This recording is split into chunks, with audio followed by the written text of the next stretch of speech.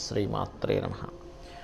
ప్రేక్షకులకి ఆ లలితాంబిక అమ్మవారి యొక్క అనుగ్రహము మరియు ఆ పితృదేవతల యొక్క అనుగ్రహం పరిపూర్ణంగా కలగాలని మనస్ఫూర్తిగా కోరుకుంటూ మనం ఈరోజు 2024 సంవత్సరంలో ప్రధానంగా శని యొక్క సంచారం వల్ల ద్వాదశ రాశుల వారు ఎటువంటి జాగ్రత్తలు తీసుకోవాలి, అదేవిధంగా రాహు ప్రధానంగా మనకి మీన రాశిలో సంచరిస్తున్నందుకు కూడా ఎటువంటి జాగ్రత్తలు తీసుకోవాలి, కేతు కన్యారాశిలో సంచరిస్తున్నందుకు ఏ జాగ్రత్తలు తీసుకోవాలనే ముఖ్యమైనటువంటి అంశాలు, ముఖ్యంగా శని, అదేవిధంగా ఈ మూడు గ్రహాల ప్రభావం ఈ 2024 మీద ఎటువంటి ప్రభావం చూపించబోతుంది. వృశ్చిక రాశి, వృశ్చిక లగ్నము.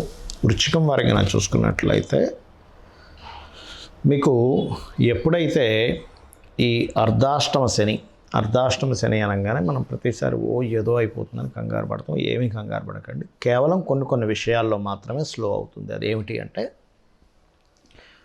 పర్టికులర్గా విద్యార్థులకి చదువు విషయంలో కొంచెం మందత్వం వస్తుంది. ఎందుకంటే చతుర్థ స్థానం అనేటువంటి జ్యోతిష్ శాస్త్రంలో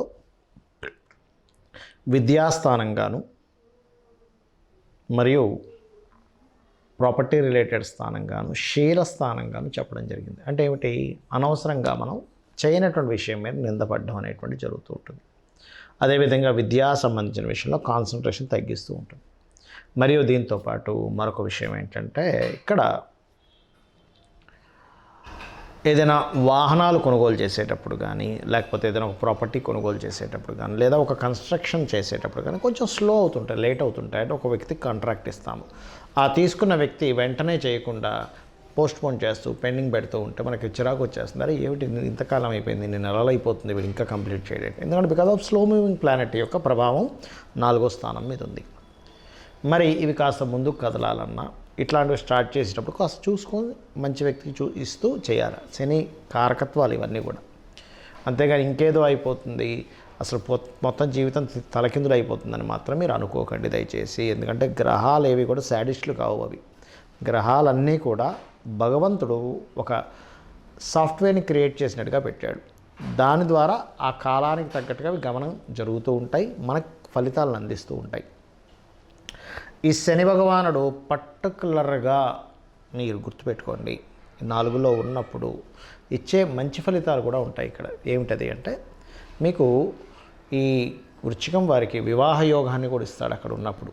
ఎందుకంటే ఈ సాంసారిక సంబంధించిన జీవితంలోకి ఎంటర్ చేయిస్తాడు 4th హౌస్లో ఉన్నప్పుడు. సర్వసాధారణంగా వివాహాన్ని కలిగించడము, విదేశాలకు కూడా పంపించడం. ఎందుకంటే 4th హౌస్లో ఉన్నాడు, గృహంలో ఉండకూడదు వ్యక్తి, అందుకని వేరే ప్రాంతానికి పంపించడం. మీ అంతటి మీరే ప్రయత్నపూర్వకంగా వేరే ప్రాంతానికి వెళ్ళి ఉద్యోగం చేసే ప్రయత్నం కూడా చేయండి. అయితే ఇక్కడ లాభస్థానంలో కేతు, అంటే శని నుంచి అష్టమంలో కేతు లాభంలో అయినప్పుడు ఏమవుతుంటుందంటే, సర్వసాధారణంగా వ్యాపార సంబంధించిన విషయంలో కొన్ని ఆటంకాలు ఇస్తాడు. మరియు ఎందుకంటే 4th హౌస్ కదా, ఒక వ్యాపారం అనేటువంటి 4వ స్థానంలో కూడా చూస్తాం, అంటే ఒక సంస్థగా చూస్తాం. ఆటంకాలు ఇస్తాడు, లాభాలు కూడా ఇస్తాడు, ఎందుకంటే కేతు లాభంలో ఉన్నందుకు.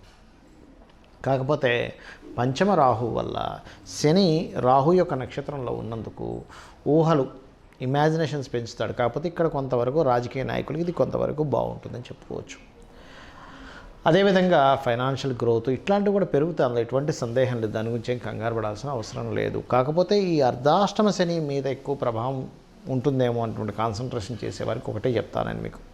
మీరు ఎక్కువగా ఎక్సర్సైజ్ చేయండి, వాకింగ్ చేయండి, జిమ్కి వెళ్తూ ఉండండి, మధ్యాహ్నం పూట నిద్రపోకండి.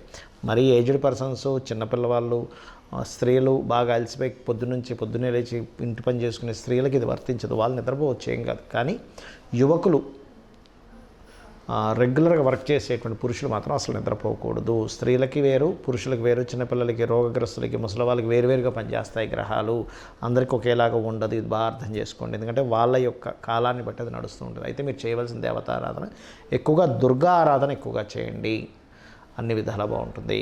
మనం మీ రాశి వారికి ఏ జాగ్రత్తలు తీసుకోవాలో చెప్పాను. ఇప్పుడు కాలంలో ఈ యొక్క గ్రహాల యొక్క ప్రభావం కాలం మీద ఎటువంటి ప్రభావం చూపిస్తుంది అని చెప్పి చూసుకున్నట్లయితే, ప్రధానంగా శని భగవానుడు మనకి శాస్త్రాల్లో బృహత్పరాశర హోరా శాస్త్రంలో కానీ వీటిల్లో చెప్పినటువంటి అంశం ఏమిటి అంటే, శని భగవానుడు కనుక ప్రధానంగా ఎప్పుడైనా కానీ గుర్తుపెట్టుకోండి, ఈ యొక్క కుంభరాశుల్లో సంచరించేటప్పుడు, అందులోని కుంభములో శతభిష నక్షత్రం ఉంటుంది, పూర్వాభాద్ర నక్షత్రం ఉంటుంది.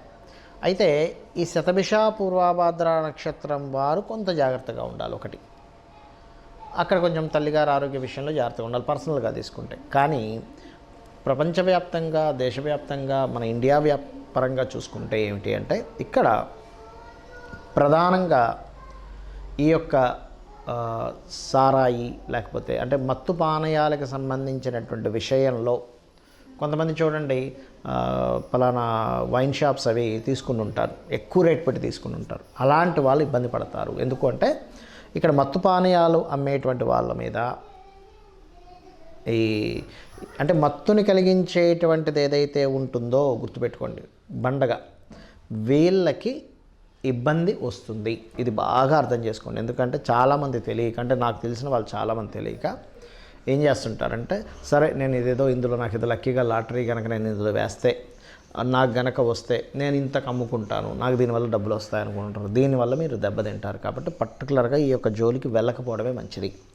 ఇక రెండవది ఏమిటి అంటే ఈ యొక్క కుంభరాశుల్లో శని సంచరించేటప్పుడు దీంతోపాటు రాహు ఎప్పుడైతే మీన రాశిలో సంచరిస్తుంటాడో ఇది ఇచ్చేటువంటి రిజల్ట్ ఏమిటి అంటే ముఖ్యంగా లాయర్లు, టీచింగ్ సంబంధించిన వృత్తుల్లో ఉన్నటువంటి వారికి, పౌరహిత్యం చేసేటువంటి వారికి, శాస్త్ర సంబంధించినటువంటి విషయాల్లో ఉన్నటువంటి వారు కూడా జాగ్రత్తగా ఉండాలి.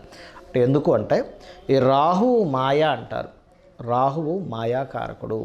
మనకి మీరు కనుక గమనించినట్లయితే కాలాన్ని నియంత్రించేవాడు రాహు.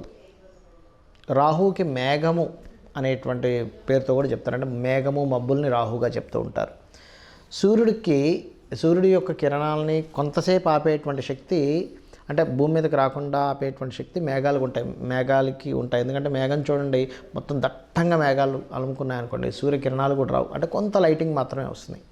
అందుకే మనకి రామాయణ మహాభారతాల్లో కూడా మేఘనాథుడు, రావణాసురుడు యొక్క తమ్ముడు మేఘనాథుడు ఒకరోజు విజృంభిస్తుంటే అంతటి బలపరాక్రములైనటువంటి దైవస్వరూపం, రుద్రస్వరూపుడైనటువంటి ఆంజనేయ స్వామి కూడా ఈరోజు మనది కాదు, ఈరోజు మనం ఇక్కడి నుంచి వెళ్ళిపోదాం అని చెప్పని అతను అక్కడి నుంచి వైదొలగడం జరుగుతుంది. రేపు వద్దాం కావాలంటే యుద్ధానికి, కానీ ఈరోజు అతనిది ఈరోజు. అంటే ఏమిటి, ఆ మేఘనాథుడు కాలానికి కారకుడు, మేఘములకు కారకుడు ఎవరు అంటే రాహు యొక్క ప్రభావం ఎక్కువగా ఉన్నప్పుడు పర్టికులర్గా ఈ లాయర్లు కానీ, ఈ యొక్క జడ్జిలు కానీ, కన్సల్టెన్సీ సెంటర్స్ నడిపేటువంటి వారు కానీ, పౌరహిత్య వృత్తుల్లో ఉన్నటువంటి వారు కానీ వీరి మీద అనవసరమైనటువంటి ఇబ్బందికరమైనటువంటి వాతావరణం వస్తే ఇబ్బంది పెడుతుంది. ఇది గుర్తుపెట్టుకోండి. పర్టికులర్గా కుంభంలో శని సంచరించేటప్పుడు, మీనంలో రాహు సంచరించేటప్పుడు అంటే ఈ క్రాస్ అవ్వాలంటే దాదాపుగా దీని యొక్క ప్రభావం ఆల్మోస్ట్ ఒక 4 years వరకు ఉంటుంది. ఎందుకంటే రాహు మీనంలోకి వస్తే, కుంభంలోకి వస్తే ఒక 1.5 year తర్వాత ఈ శని మళ్ళీ మీనంలోకి వెళ్తాడు. సో ఇది క్రాస్ అవుతూ ఉంటుంది. ఇదొకటి. అదేవిధంగా మనకి కేతువు కన్యారాశిలో సంచరిస్తున్నాడు. కన్యారాశి కేతు ఏం చెప్తుంది, బృహత్పరాశర హోరాశాస్త్రం ఏం చెప్తుంది అంటే కన్యారాశిలో కేతు సంచారము రాజులకి ఇబ్బంది అని చెప్తుంది. అంటే ఏంటి, ఇప్పుడు ఆల్రెడీ పరిపాలిస్తున్నటువంటి రాజులు ఎవరైతే ఉంటారో వాళ్ళకి ఇబ్బంది. అంటే ఎటువంటి ఇబ్బందులు అండి, వాళ్ళ యొక్క ఏదైతే పరిపాలిస్తున్న వాళ్ళ యొక్క రాజ్యం కోల్పోవడం.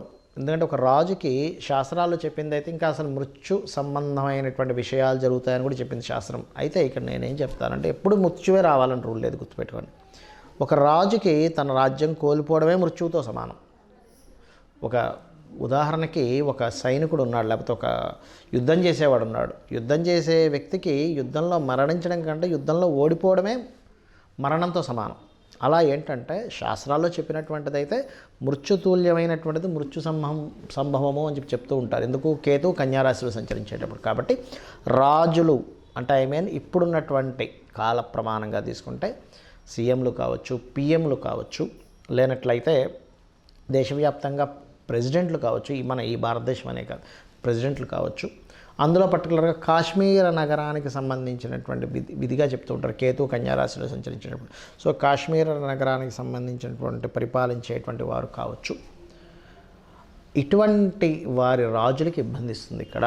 మరి కేతు సంచారం కన్యారాశిలో మరి సామాన్య ప్రజలు ఏ విషయాలు జాగ్రత్తగా ఉండాలి అంటే ఇక్కడ ల్యాండర్ మీద చూపిస్తూ ఉంటుంది. ఎందుకంటే కన్యారాశి అనేటువంటి ల్యాండ్ సంబంధించిన రాశి, కన్య కానీ, వృషభం కానీ, అదేవిధంగా మకరము, ఈ 3 కూడా ల్యాండ్స్ రిలేటెడ్ సంబంధించిన రాశిగా చెప్తూ ఉంటారు. కాబట్టి ఏమిటి, ఒక 1 year 4 months వరకు, ఇంకొక 1 year 4 months చేంజ్ ఉంది ఆ కన్యారాశిలో కేతు సంచారం. ఆ సమయం వరకు కూడా మీరు చాలా జాగ్రత్తగా ఉండాలి ల్యాండ్ మీద ఇన్వెస్ట్మెంట్ చేసేటప్పుడు. జాగ్రత్త అంటే ఏమిటి?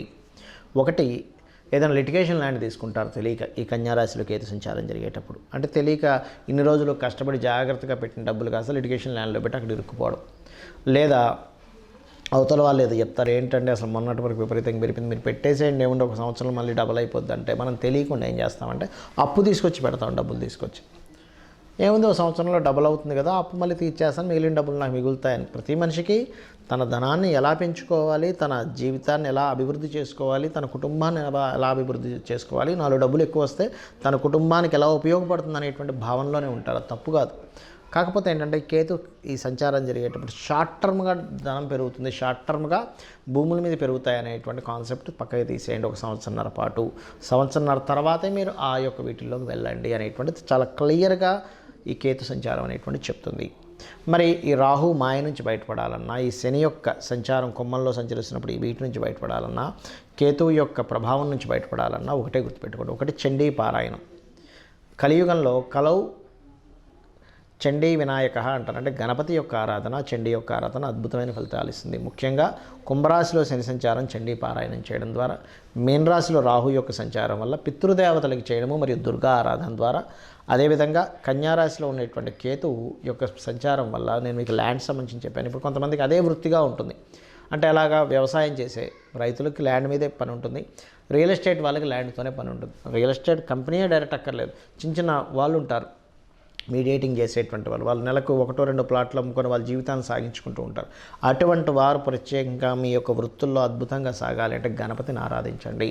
అప్పుడు దానివల్ల ఏమవుతుందంటే మీరు మీ యొక్క జీవితంలో ఎక్కడో స్ట్రక్ అవ్వకుండా చక్కగా మీరు ముందుకు వెళ్ళగలుగుతారు. శ్రీమాత్రే నమః.